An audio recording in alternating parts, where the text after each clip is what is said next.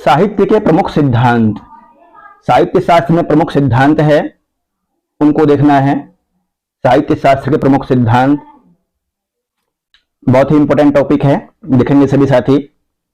काव्य शास्त्र का अन्य नाम साहित्य शास्त्र भी है और अलंकार शास्त्र के नाम से भी जाना जाता है। अलंकार शास्त्र के नाम पे एक क्वेश्चन पूछा जाता है आपसे, जब आप वहां पे क्वेश्चन करते हैं टेलीग्राम पे, और क्वेश्चन में वहां पूछते हैं साहित्य शास्त्र का अन्य नाम अलंकार शास्त्र। राजशेखर ने इसे साहित्य विद्या नाम से भी अभिहित किया है। राजशेखर हुए हैं एक कवि, उन्होंने साहित्य को साहित्य विद्या के नाम से अभिहित किया है। राजशेखर की रचना बताइए यदि याद है तो। राजशेखर की रचना काव्य मीमांसा,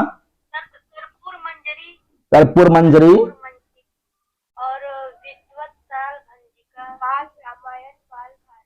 हाँ अच्छा, बाल रामायणम बाल भारतम, ये सब विद्वसाल भंजिका याद करते चलिए ये सब ना। साहित्य शास्त्र का प्रमुख तत्व आत्म तत्व है। साहित्य शास्त्र का प्रमुख तत्व आत्म तत्व है। प्रत्येक जो भी शास्त्र की रचना हुई है भारत में, दर्शन के, शास्त्र के, पहले लक्ष्य क्या था? आत्मा के बारे में जानना, आत्मा के बारे में जानना। रास्ते अलग अलग थे कि भाई मैं इस रास्ते से जाऊंगा, योग दर्शन के अनुसार आत्मा परमात्मा का मिलन, कपिल के अनुसार, महर्षि कपिल के अनुसार अपना रास्ता है, कणाद के अनुसार अपना रास्ता है, और फिर शंकराचार्य जी अपना रास्ता अलग अपनाते हैं, ब्रह्म को सत्य मानते हैं। सबका अपना सिद्धांत था कि, और अंतिम लक्ष्य था मोक्ष की प्राप्ति करना। उसमें भी एक साहित्य शास्त्र भी है, आत्म तत्व को जानना और मोक्ष की ओर बढ़ना। वर्तमान स्थिति तो ये नहीं है, वर्तमान में तो सबका लक्ष्य यही होता है लगभग कि किसी तरह से वृत्ति अर्जन हो, जीवन यापन हो। साहित्य शास्त्र का प्रमुख तत्व आत्म तत्व है। साहित्य शास्त्र में 6 संप्रदाय सिद्धांत है, मुख्य 6 संप्रदाय है, इसको सिद्धांत भी कहते हैं। बहुत इंपॉर्टेंट टॉपिक है, इसको याद करना है, याद कर लीजिए अभी ही। साहित्य शास्त्र में 6 संप्रदाय कौन कौन से हैं?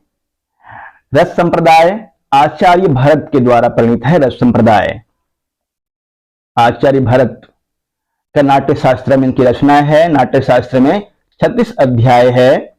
नाट्य शास्त्र में 36 अध्याय है।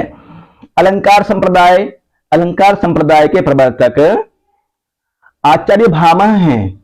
आचार्य भामह अलंकार शास्त्र के, अलंकार संप्रदाय के प्रवर्तक, और इनकी रचना है काव्यालंकार। काव्यालंकार इनकी रचना है।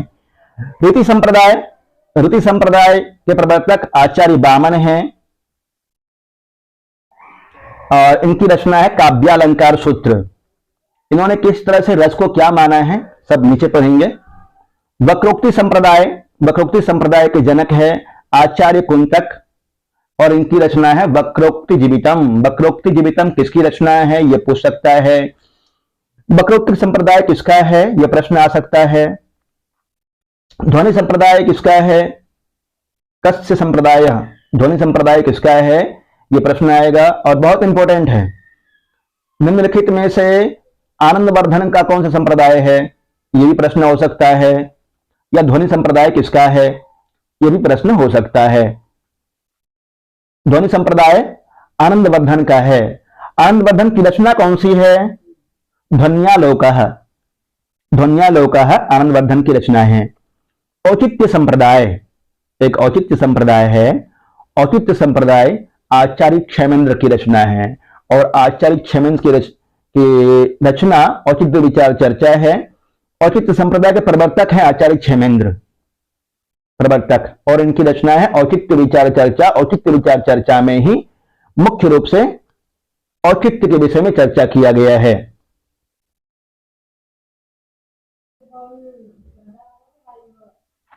रस संप्रदाय प्रथम नंबर पे आपने पढ़ा अभी। रस संप्रदाय, रस संप्रदाय में क्या क्या खास है देख लीजिए। रस संप्रदाय के प्रवर्तक आचार्य भरत हैं। इनका समय द्वितीय शताब्दी ईस्वी पूर्व माना जाता है, द्वितीय शताब्दी ईस्वी पूर्व माना जाता है, चाणक्य के बाद में। भरत की रचना नाट्य शास्त्र है। भरत की रचना कौन सी है? नाट्य शास्त्र। नाट्य शास्त्र में कितने अध्याय हैं? 36 अध्याय है। नाट्य शास्त्र में श्लोक कितने हैं? 6000 श्लोक है। नाट्य शास्त्र में 6000 श्लोक है और 6000 श्लोक होने के कारण से नाट्य शास्त्र को षट सहस्री संहिता भी कहते हैं। षट सहस्री संहिता।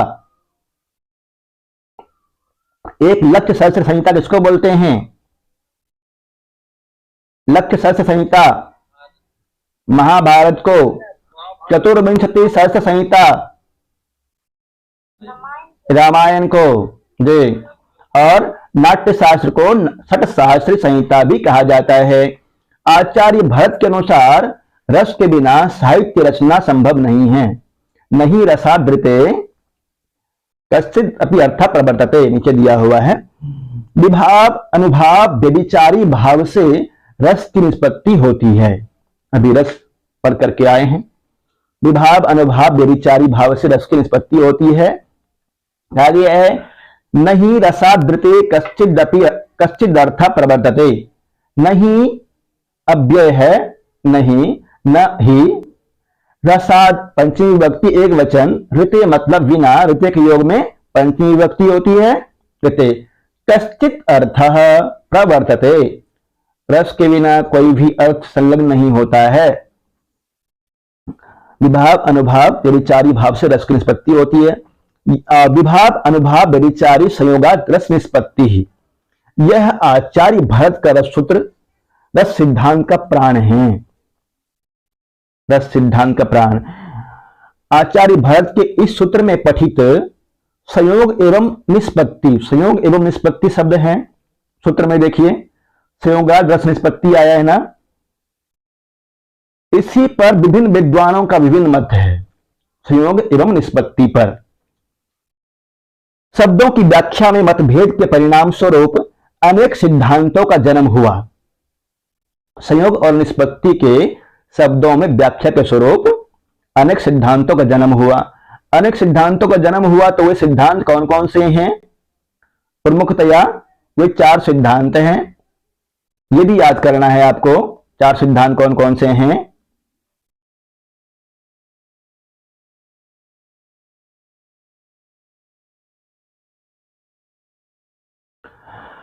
उत्पत्तिवाद। उत्पत्तिवाद 9वीं शताब्दी में भट्ट लौलट हुए हैं, उनका है उत्पत्तिवाद। और व्याख्या क्या किया इन्होंने? उत्पाद्य और उत्पादक माना है। संयोग और संयोगात रस निष्पत्ति शब्द का अर्थ माना है उत्पाद्य और उत्पादक, उत्पाद्य उत्पादक। और ये मीमांसक थे। यदि कठिन प्रश्न पूछा जाएगा तो मीमांसक थे, यहां तक भी पूछा जाएगा। नहीं तो उत्पत्तिवाद के जनक कौन थे?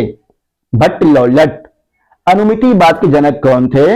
अनुमितिवाद के जनक कौन हैं? श्री शंकुक। श्री शंकुक का अनुमतिवाद है। कैसे याद करना है इसको अभी बता दूंगा मैं आपको, अभी पहले पढ़ लीजिए। अनुमितिवाद 9वीं शताब्दी में हुए हैं श्री शंकुक, और इनके अनुसार संयोग रस निष्पत्ति जो शब्द है उसका अर्थ है अनुमाप्य और अनुमापक। अनुमाप्य अनुमापक। और ये न्यायिक थे, न्यायिक, न्याय शास्त्र के अनुसार चलने वाले। भुक्तिवाद। भुक्तिवाद के जनक भट्टनायक हैं। ये 11वीं शताब्दी में हुए थे भट्टनायक जी। इन्होंने क्या माना है? उस शब्द का अर्थ संयोगात रस निष्पत्ति का अर्थ माना है भोज्य और भोजक। सांख्याचार्य थे, ये सांख्याचार्य थे भुक्तिवाद के जनक भट्टनायक जी। अभिव्यक्तिवाद। अभिव्यक्तिवाद 9वीं शताब्दी में अभिनव गुप्त हुए हैं। इन्होंने व्यंग व्यंजक माना है संयोगात रस निष्पत्ति का अर्थ, व्यंग व्यंजक। और शैव सिद्धांत और वेदांती, शैव और वेदांती दोनों थे ये। अब याद कैसे करेंगे आप? याद करने का तरीका ये है, पहले नाम लेंगे आप भट्ट लौलट, तो में उ लगा देंगे तो बन जाएगा तो बनेगा ना, भट्ट लौलट उत्पत्तिवाद। उत्पत्तिवाद किसका है? भट्ट लौलट का। उसमें उ जोड़ेंगे हो जाएगा भट्ट लौलटोत्पत्तिवाद। अनुमितिवाद, अनुमितिवाद शंकुक का है। शंकुक क में, शंकुक क अंत में आ रहा है। शंकुक के क अंत में लिखिएगा, शब्द अंतिम में क है, ओ आ रहा है और शुरुआत होगा अनुमितिवाद। अनुमितिवाद, श्री शंकुक का अनुमितिवाद, श्री शंकुक का अनुमितिवाद है। तीसरे नंबर पे भट्ट नायक भुक्तिवाद है। भट्ट नायक का भुक्तिवाद, भ से शुरू हो रहा है और इधर भुक्तिवाद शुरू हो रहा है। भट्ट नायक भुक्तिवाद याद कर लीजिएगा, जल्दी याद हो जाता है ये वाला। अभिनव गुप्त का अभी से शुरू हो रहा है, इसका नाम अभिनव गुप्त। अभी और इधर अभी दोनों शुरू होता है अभी से। अभिव्यक्तिवाद और अभिनव गुप्त। अभिनव गुप्त का अभिव्यक्तिवाद। अभिनव गुप्त का कौन सा वाद है? अभिव्यक्तिवाद। अभिव्यक्तिवाद किसका है? अभिनव गुप्त का। अभिनव गुप्त किस बात के प्रवर्तक हैं? अभिव्यक्तिवाद के। उत्पत्तिवाद के प्रवर्तक कौन हैं या व्याख्याकार कौन हैं? उत्पत्तिवाद के व्याख्याकार भट्ट लौलट। अनुमितिवाद के व्याख्याकार श्री शंकुक और भुक्तिवाद के भट्ट नायक। अभिव्यक्तिवाद के अभिनव गुप्त। 18 पुराण होते हैं। पुराणों में बताया गया था आपको कि एक ऐसा पुराण है जिसमें रस के बारे में, काव्य के बारे में वर्णन है। कौन सा पुराण है वो? अग्नि पुराण। अग्नि पुराण जी। रस के संबंध में प्रथम व्याख्या अग्नि पुराण में मिलता है। आचार्य भरत के अनुसार 8 रस होते हैं। अष्टो नाट्य रसा स्मृतः। अष्टो नाट्य रसा स्मृतः, यहां पे स्मृति लगा लीजिएगा। अष्टो नाट्य रसा स्मृतः। नाटक में 8 रस होते हैं भरत मुनि के अनुसार। रस सिद्धांत का आधार आचार्य भरत के नाट्य शास्त्र का 6वां एवं 7वां अध्याय है। आचार्य भरत ने रस के बारे में कहां पे वर्णन किया है? किस अध्याय में? 6वां और 7वां अध्याय में। नाट्य शास्त्र के 6ठे अध्याय में 8 रस एवं 7वें अध्याय में स्थायी भावों का विस्तार से वर्णन किया है। 6ठे में तो रस के बारे में है और 8वें में स्थायी भाव के बारे में है। रस संप्रदाय के समर्थक आचार्य। रस संप्रदाय के समर्थक आचार्य, अभी आपने रस संप्रदाय पढ़ा जिसके प्रवर्तक आचार्य भरत है। उनकी रचना नाट्यशास्त्र है। नाट्यशास्त्र में 36 अध्याय है और 6000 श्लोक है, जिसको षट्शास्त्री संहिता भी कहते हैं। आचार्य भरत का जो सूत्र है, विभाव अनुभाव व्यभिचारी भाव संयोगाद रस निष्पत्ति, ये संयोगाद रस निष्पत्ति के विषय में विभिन्न विद्वानों ने अलग अलग विचार व्यक्त किया है। उसमें से एक था भट्ट लौलट का उत्पत्तिवाद, श्री शंकुक का अनुमितिवाद। इनके मन अलग अलग विचार है, व्याख्या कर अलग अलग किया गया है। और अभिनव गुप्त का अभिव्यक्तिवाद, भट्ट नायक का भुक्तिवाद। पर इनके समर्थक भी हुए हैं। हाँ, हम आपका समर्थन करेंगे या फिर उसके अनुसार काव्य लिखे हैं भानुदत्त, सिंह भूपाल, शारदा तनय, रूप गोस्वामी, भोजराज, विश्वनाथ, राजशेखर, केशव मिश्र आदि इनके मार्ग के अनुगामी हैं। इसी मार्ग के अनुगामी हैं, भरत के मार्ग के। आगे देखिए, अलंकार संप्रदाय द्वितीय नंबर पे। क्रम से याद कर लेंगे ना, क्रम से याद करेंगे तो कई बार प्रश्न पूछ लेता है, क्रम से ही पूछता है कि दूसरा नंबर पे कौन सा संप्रदाय आता है। अलंकार संप्रदाय। अलंकार संप्रदाय का प्रवर्तक आचार्य भामह है। आचार्य भामह, भामह नाम से ही मालूम चल रहा है, अलंकार संप्रदाय के प्रवर्तक हैं ये। और इनका समय 500 ईस्वी माना जाता है। 500 ईस्वी इनका समय माना जाता है। इस मत के अनुसार काव्य का प्राणभूत जीवनदायक तत्व अलंकार है। काव्य का प्राणभूत जीवनदायक तत्व क्या है? अलंकार। अलंकार संप्रदायवादी काव्य में अलंकारों को प्रधान मानते हैं और इसका अंतर्भाव रसबद्ध अलंकारों में करते हैं। ये इंपॉर्टेंट शब्द है, यदि कठिन प्रश्न पूछेगा तो ध्यान रखना है। अलंकार संप्रदायवादी काव्य में अलंकारों को प्रधान मानते हैं और इसका अंतर्भाव रसबद्ध अलंकारों में करते हैं। रसबद्ध अलंकारों में। अलंकारवादी रसबद्ध अलंकार 4 प्रकार का होता है। रसवत, प्रेय, ऊर्जस्वित और समाहित। रसवत, प्रेय, ऊर्जस्वित और समाहित, ये रसवत 4 प्रकार का होता है। भामा के अतिरिक्त दंडी भी रसवत अलंकार के अंदर ही रस का अंतर्भाव करते हैं। मधुरे रसद्वाचि वस्तुन्यपि रस स्थिति, दंडी ने कहा है। दंडी ने एक उक्ति बोला है, उसको भी लिख लीजिए, याद आ रहा है। भाषासु मधुरा मुख्या दिव्या गिरमान भारती, भाषासु अनादि निधना नित्या भागोत्श्रेष्ठा स्वयंभुवा, आदो वेदमयी दिव्या तथा सर्वा प्रवृत्तयः। भाषासु मधुरा मुख्या दिव्या गिरमान भारती, ये भी कहा है। और अनादि निधना नित्या भागोत्श्रेष्ठा स्वयंभुवा, आदो वेदमयी दिव्या ततः सर्वा प्रवृत्तयः, यह संस्कृत भाषा के बारे में कहा गया है। अब आइए काव्य के बारे में। मधुरे रसद्वाची, मधुरे रसद्वाची वस्तुन्यपि रस स्थिति ही, दंडी। और दंडी की रचना है काव्यादर्श, अवंती सुंदरी कथा। और एक रचना बोलिए, प्रसिद्ध रचना है एक और, दंडी दश कुमार चरितम। आचार्य भरत ने सर्वप्रथम नाट्य शास्त्र में 4 अलंकारों का वर्णन किया है। आचार्य भरत के अनुसार नाट्य शास्त्र में 4 ही अलंकार वर्णित है। 4 अलंकार मानते थे, 8 रस और 4 अलंकार। कौन कौन से हैं 4 अलंकार? उपमा, रूपक, दीपक, यमक। उपमा, रूपक, दीपक, यमक 4 है, बहुत सरल है, याद कर लीजिए। उपमा, रूपक, दीपक, यमक 4 अलंकार मानते हैं। अब इतना गहराई से नहीं याद करना है, फिर भी एक बार पढ़ लीजिए। अग्नि पुराण में 23 अलंकार स्वीकार किया गया है। अग्नि पुराण के अनुसार 23 अलंकार है। भामा ने 38 अलंकार स्वीकार किया है, ये वाला याद कर लीजिएगा। भामा ने 38 अलंकार स्वीकार किया है। उद्भट के अनुसार 41 अलंकार है। रुद्रट के अनुसार 68 अलंकार है।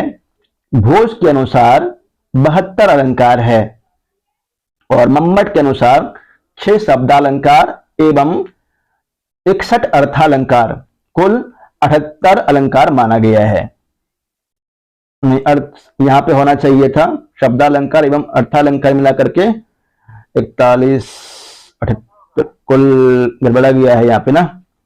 6 शब्दालंकार एवं 61 अर्थालंकार, यह हो जाएगा 67 हो जाएगा ना, 67 हो जाएगा। 67 हो जाएगा, यहाँ पे लिख लीजिएगा 67। हाँ 67 अलंकार माना है, या फिर मैं इसको देख के बता दूंगा कि 68 माना है या फिर कुछ गड़बड़ है। शब्दालंकार, अर्थालंकार। रुयक एवं विश्वनाथ के अनुसार 68 अलंकार है। सर मम्मट ने 61। ठीक है, रुयक एवं विश्वनाथ के अनुसार 68 अलंकार है। जयदेव ने चंद्रालोक में 100 अलंकार माना है। जयदेव की रचना है चंद्रालोक, बहुत प्रसिद्ध रचना है। इसमें अलंकार याद नहीं करेंगे, आपको याद नहीं करना है, परंतु चंद्रालोक किसकी रचना है ये याद रखना है आपको। काव्य दीपिका किसकी रचना है?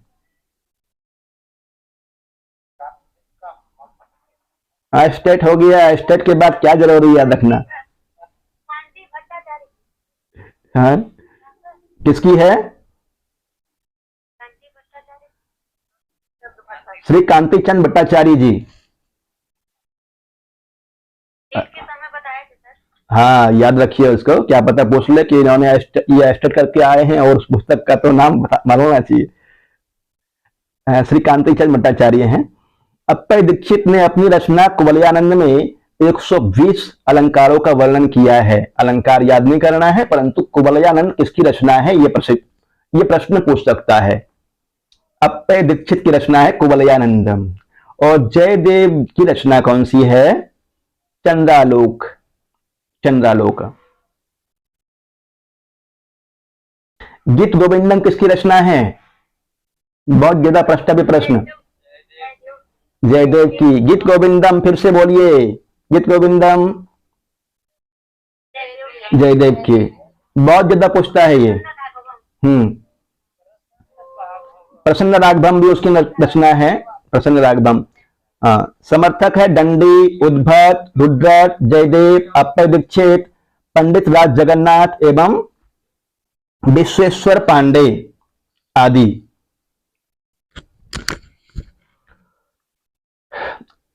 तीन नंबर पे है रीति संप्रदाय। रीति संप्रदाय के प्रवर्तक आचार्य वामन हैं। इनका समय 800 ईस्वी से 850 ईस्वी माना जाता है। 800 से 850 इनका समय माना जाता है। क्रम से देख लीजिए, सबको क्रम से लगाना है। सबसे पहले भरत हुए हैं 200 ईस्वी पूर्व। फिर दूसरा नंबर पे भामा। भामा का कौन सा संप्रदाय था? अलंकार संप्रदाय। भामा के अनुसार कितने अलंकार होते हैं? 38 अलंकार। भामा की रचना कौन सी है? काव्यालंकार। भामा का समय कब माना जाता है? 500 ईस्वी पूर्व, 500 ईस्वी के आसपास। अब तीसरे नंबर पर रीति संप्रदाय, और रीति संप्रदाय के प्रवर्तक आचार्य वामन हैं। इनका समय 800 से 850 ईस्वी माना जाता है। 500 में, पहले 200 ईस्वी पूर्व में हुए, फिर 500 में, अब 800 से 850 में वामन हुए हैं। वामन की रचना काव्यालंकार सूत्र है। काव्यालंकार सूत्र किसकी रचना है? वामन की। वामन के अनुसार काव्य में रीति प्रधान होता है। रीतिरात्मा काव्यस्य, इनके अनुसार है रीतिरात्मा काव्यस्य। इस सिद्धांत में गुण एवं रीति का घनिष्ठ संबंध होने के कारण रीति संप्रदाय को गुण संप्रदाय के नाम से भी जाना जाता है। रीति संप्रदाय को गुण संप्रदाय के नाम से भी जाना जाता है, ध्यान रखना है। रीति। आचार्य वामन का सिद्धांत क्या है? रीतिरात्मा काव्यस्य। रीतिरात्मा काव्यस्य, काव्यस्य आत्मा रीति, रीतिरात्मा काव्यस्य। विशिष्ट पद रचना रीति। रीति किसको बोलते हैं? विशिष्ट पद रचना को ही रीति कहते हैं। रीति कितने प्रकार के होते हैं? 4 प्रकार के। कौन कौन से? वैदर्भी, गौड़ी, पांचाली, लाटी। वैदर्भी, गौड़िया, पांचाली, लाटी। वाक्य में आए विशिष्ट पद की व्याख्या विशेषो गुणात्मा होगा। जो विशिष्ट पद यहां पे आया हुआ है, विशिष्ट पद, विशिष्ट, इसका अर्थ होता है विशेषो गुणात्मा। वामन ने अलंकार की अपेक्षा गुण को अधिक महत्व दिया है, और इनके अनुसार है काव्य शोभाय कर्तारोह धर्मः गुणः। काव्यालंकार सूत्र में कहा है वामन ने, काव्य शोभाय कर्तारो धर्मः गुणः तद अतिशय हेतवस्तु अलंकारः। ये भी काव्यालंकार सूत्र में कहा गया है। तद अतिशय हेतवस्तु अलंकारः। गुण काव्य शोभा के उत्पादक होते हैं। गुण काव्य शोभा के उत्पादक होते हैं एवं अलंकार उस शोभा के अभिवर्धक होते हैं। काव्य में शोभा को बढ़ाने वाला गुण और उसको उत्पादक, उसको अभिवर्धक के रूप में अलंकार है। काव्य शोभा के उत्पादक गुण और उसको बढ़ाने वाला अलंकार। शोभा को उत्पन्न, ये मान के चलिए कि सब्जी में नमक डालना और अंदरूनी रूप से सुंदर बनाना, अच्छी तरह से मसाला डालना, गुण अलंकार के रूप में, और उसके अंदर संस्कार कर देना, चौक लगा देना, या फिर मनुष्य के अंदर समझ लीजिए, मनुष्य समझिए, समझ में आ जाएगा। मनुष्य से आंतरिक जो गुण हैं, उनका बोलने का तरीका, रहने का तरीका, और अलंकार हो गया, कान में पहनना, नाक में पहनना, पैर में पहनना, हाथ में पहनना, ये सभी अलंकार के रूप में हो जाएगा। रीति रचना शैली को कहते हैं जिसके अंतर्गत रस, गुण, अलंकार आदि समाविष्ट है। रीति के 4 भेद होते हैं, अभी आपने बताया ही और याद है, अच्छी बात है।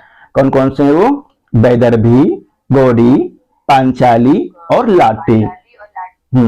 वैदर्भी रीति के लिए कालिदास जी प्रसिद्ध है, याद रखेंगे, कालिदास जी। और पांचाली के लिए बाणभट्ट, गौड़ी रीति के लिए भवभूति के बारे में पढ़ के आए हैं ना, भवभूति गौड़ी रीति के लिए प्रसिद्ध है ये। लाटी रीति का प्रयोग बहुत कम मिलता है। वक्रोक्ति संप्रदाय, चतुर्थ नंबर पे है वक्रोक्ति संप्रदाय। और वक्रोक्ति संप्रदाय काल क्रमानुसार रीति संप्रदाय के बाद वक्रोक्ति संप्रदाय आता है। वक्रोक्ति संप्रदाय के प्रवर्तक आचार्य कुंतक हैं। आचार्य कुंतक की कौन सी रचना, आचार्य कुंतक की रचना कौन सी है? वक्रोक्ति काव्य जीवितम, वक्रोक्ति जीवितम, ये कुंतक की रचना है। कुंतक का समय एकादश शताब्दी पूर्वार्ध माना जाता है। कुंतक का समय एकादश शताब्दी का पूर्वार्ध, एकादश शताब्दी मतलब 11वीं शताब्दी का पूर्वार्ध। 11वीं शताब्दी के पूर्वार्ध का मतलब समझे, 11वीं शताब्दी के मतलब 25 के आसपास होंगे, 25 से 50 के बीच में, इसलिए पूर्वार्ध माना जाता है। क्रम दोहरा लीजिए। पहले भरत हुए हैं जिनका रस 10 सूत्र के प्रवर्तक हैं, रस संप्रदाय है उनका। दूसरे नंबर पे भामह जिनका समय 500 ईस्वी। तीसरे नंबर पे आया था वामन जिनका समय 800 से 850। चौथा नंबर पे है वक्रोक्ति संप्रदाय के प्रवर्तक आचार्य कुंतक, इनका समय 11वीं शताब्दी का पूर्वार्ध। क्रम से आ रहा है ना, याद करते चलिए क्रम से। कुंतक की रचना वक्रोक्ति जीवितम है। आचार्य कुंतक ने काव्य में रीति की प्रधानता को समाप्त करके वक्रोक्ति के प्रधान माना है। इन्होंने रीति की प्रधानता स्वीकार नहीं किया है, समाप्त कर दिया रीति की प्रधानता को और वक्रोक्ति को प्रधान माना है। वक्रोक्ति काव्य जीवितम। आचार्य कुंतक वामन की वैदर्भी शैली को सुकुमार मार्ग, गौड़ी रीति को विचित्र मार्ग एवं पांचाली को मध्यम मार्ग मानते हैं। कुंतक के अनुसार वक्रोक्ति 6 प्रकार का होता है, ये याद कर लीजिएगा। वक्रोक्ति कितने प्रकार के होते हैं? कुंतक के अनुसार वक्रोक्ति 6 प्रकार का है। सभी याद नहीं करना है, सिर्फ आपके लिए इंपॉर्टेंट यही है कि कुंतक के अनुसार वक्रोक्ति 6 प्रकार का होता है। कौन कौन सा है? वर्ण विन्यास वक्रता, वाक्य पद पूर्वार्ध वक्रता, पदोत्तरार्ध वक्रता, वाक्य वक्रता, प्रकरण वक्रता और प्रबंध वक्रता, ये 6 प्रकार से वक्रोक्ति है। विविध विद्वान वक्रोक्ति संप्रदाय को अलंकार संप्रदाय का ही एक शाखा मानते हैं। अलंकार संप्रदाय का एक शाखा मानते हैं कुछ लोग। वक्रोक्ति संप्रदाय के प्रवर्तक आचार्य कुंतक हैं। कुंतक का समय एकादश शताब्दी का पूर्वार्ध है, ये तो पढ़ लिए हैं हम सभी। कालक्रमानुसार 5वें नंबर पे ध्वनि संप्रदाय है। फिर से दोहराइए एक बार। 200 शताब्दी ईस्वी पूर्व में हुए हैं भरत जिनका रस संप्रदाय है। फिर उसके बाद 500 शताब्दी में हुए हैं भामह जिनका अलंकार संप्रदाय। तीसरे नंबर पे वामन का रीति संप्रदाय। चौथे नंबर पे एकादश शताब्दी 11वीं शताब्दी के पूर्वार्ध में कुंतक हुए हैं। कुंतक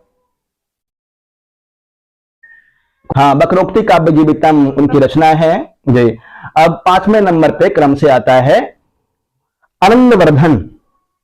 ध्वनि संप्रदाय के प्रवर्तक आनंदवर्धन हैं। आनंदवर्धन की रचना ध्वन्यालोक है।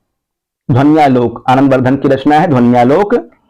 ध्वन्यालोक में 4 उद्योत है, ये याद कर लीजिए। ध्वन्यालोक ये बहुत इंपॉर्टेंट है, ये वाला जो अभी पढ़ रहे हैं। ध्वनि संप्रदाय के प्रवर्तक आनंदवर्धन है। आनंदवर्धन की रचना ध्वन्यालोक है। और ध्वन्यालोक में कितने उद्योत है? 4 उद्योत है। ये बिहार में भी पढ़ाया जाता होगा, एमए लेवल पे या बीए लेवल पे, और हर जगह पढ़ाया जाता है। तो बोला है बीए स्तर से और स्नातक स्तर से प्रश्न पूछ सकता है, पूछेगा ना, इसलिए ध्यान रखना है। होगा। इनका समय नवम शताब्दी है। इनका समय नवम शताब्दी है। आनंदवर्धन के अनुसार काव्य की आत्मा ध्वनि है। आनंद देखिए, इनका समय नवम शताब्दी है। आनंदवर्धन के अनुसार काव्य की आत्मा ध्वनि है। और इनका सूत्र है काव्यस्य आत्मा ध्वनि रीति बुधेर यश मामनाथ पूर्वः। काव्यस्य आत्मा ध्वनि कस्य मतम, किसका मत है? यह प्रश्न होता है। काव्यस्य आत्मा ध्वनि आनंदवर्धन का मत है। आनंदवर्धन की रचना कौन सी है?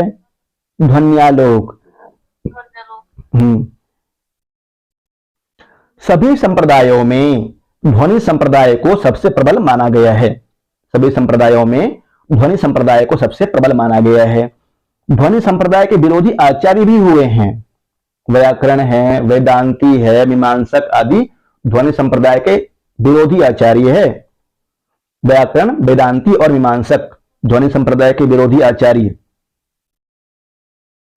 आचार्य मम्मट ने विरोधियों का खंडन करके ध्वनि सिद्धांत की पुनः स्थापना की। इसलिए आचार्य मम्मट को ध्वनि प्रतिष्ठापक परमाचार्य कहा जाता है। ध्वनि प्रतिष्ठापक परमाचार्य यदि पूछे तो किसका नाम लेंगे? मम्मट का। ध्वनि प्रतिष्ठापक परमाचार्य मम्मट हो जाएगा। और ध्वनि संप्रदाय के प्रवर्तक कौन है? आनंदवर्धन। ध्वनि संप्रदाय के प्रवर्तक आनंदवर्धन है। ध्वनि स्थापक परमाचार्य यदि पूछा जाए तो मम्मट का नाम लीजिएगा।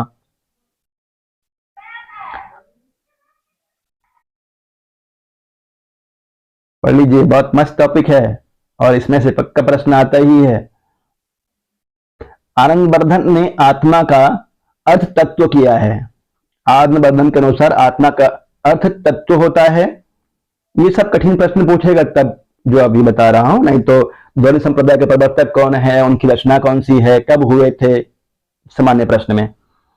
एवं तत्व का अर्थ है जिसके स्वरूप का कभी बोध ना हो। आत्मा का अर्थ तत्व किया गया है। एवं तत्व का अर्थ है जिसके स्वरूप का कभी बोध ना हो। इतना गहराई से याद नहीं कीजिएगा, बस पढ़ लीजिए। काव्य का आत्मा प्रतीयमान एवं लावण्य ध्वन्यार्थ व्यंग्यार्थ कहलाता है। यह सब यूजीसी नेट का विषय है नीचे वाला। यही प्रतीयमान अर्थ ध्वन्यार्थ व्यंग्यार्थ है जो 3 तरह का होता है। वस्तु अलंकार भेदेन त्रिधा मतम, रसादी रूप, वस्तु रूप और अलंकार रूप। ये याद कर लीजिएगा। ध्वनि कितने प्रकार का होता है? ये 3 प्रकार का होता है। ध्वनि त्रिधा मतम, वस्तु अलंकार भेदेन त्रिधा मतम। रसादी रूप, वस्तु रूप, अलंकार रूप, ध्वनि के 3 भेद। ध्वनि संप्रदाय के समर्थक आचार्य है रुय्यक, मम्मट, अभिनव गुप्त और पंडित राज जगन्नाथ। पंडित राज जगन्नाथ की रचना बोलिए।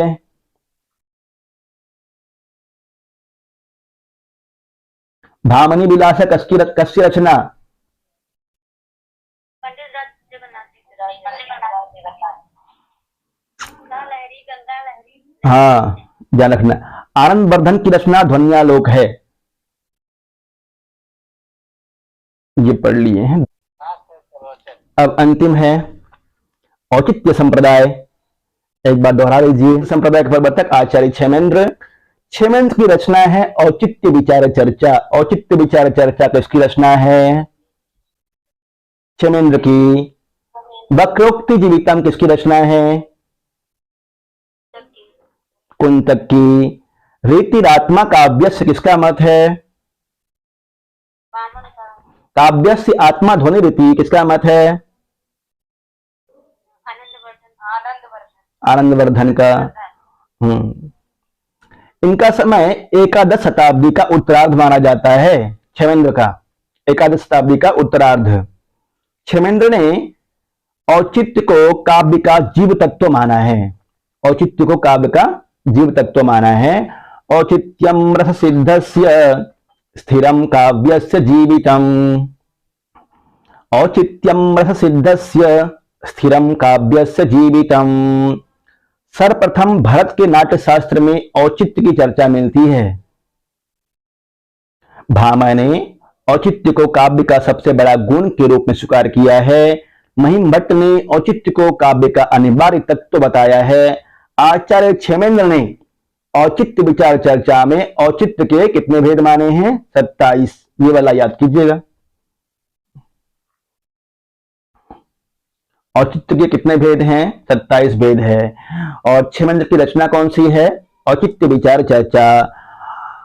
औचित्य संप्रदाय के प्रवर्तक कौन हैं? क्षेमेंद्र।